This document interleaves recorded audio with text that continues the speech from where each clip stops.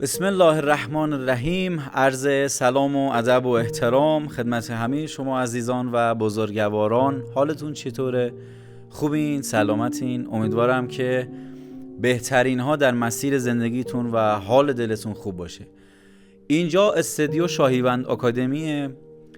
میخوایم با همدیگه یک مسیر رو ادامه بدیم. اون مسیر چیه؟ قبل از این که چرا اینجا خب مهم نیست.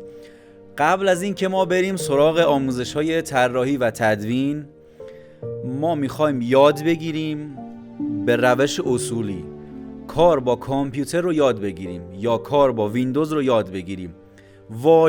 واجبه شما قبل از این که بری سراغ طراحی و تدوین، شما اگر به صورت آماتور هستین یا صفر مطلق هستین یا اصلا نه شما الان طراحین به درد شما هم میخوره، یا نه شما مبتدی هستین، یا نه اصلا شما صفر مطلقین، هیچی نمیدونید از دنیای طراحی و تدوین، ما میخوایم این مسیر رو شروع کنیم. ما میخوایم بهتون یاد بدیم چجوری با کامپیوتر کار کنیم به روش درست، به روش اصولی.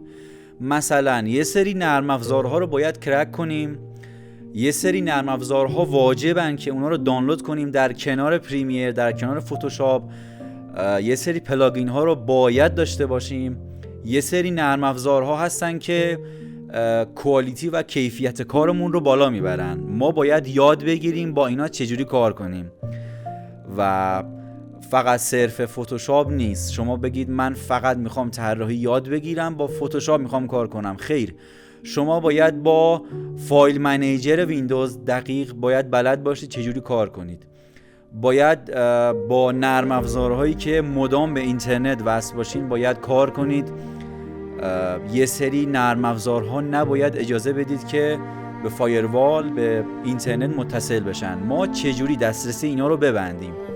یا آنتی ویروس سیستم خیلی جاها به شما این اجازه رو نمیده.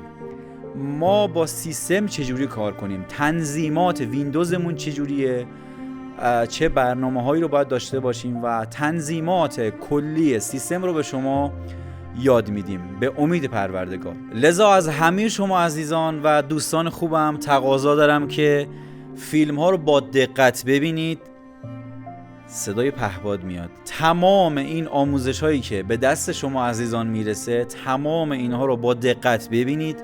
لول به لول ما پیش میریم انشاءالله و قدم به قدم به صورت کامل توضیح میدیم و لینک ها رو براتون قرار میدیم. هم داخل سامانه قرار میدیم براتون که دسترسی راحت تر باشه و هم قابلیت دانلود داشته باشن که شما خواستین دانلود کنید و هر موقعی که خواستین فیلم ها رو تماشا کنید.